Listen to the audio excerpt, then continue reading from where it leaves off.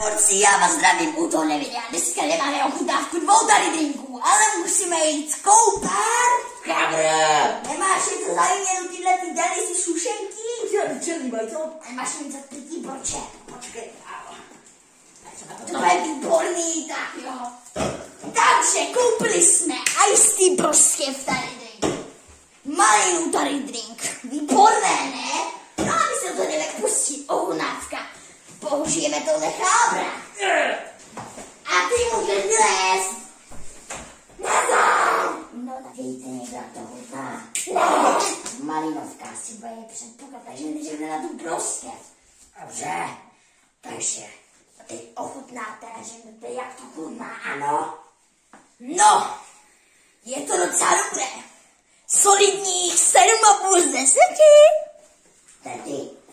Je to docela taky dobré, ale ta vůně je strašná, takže 5 z 10. Je to ledový čaj, akorát.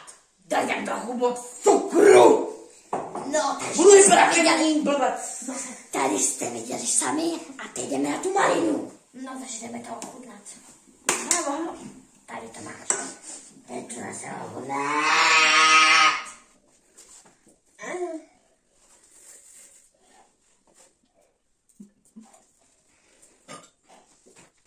No, je to normální malina. No, solidních 5,5 z 10. Takže vykradli něčí recept na malinovku.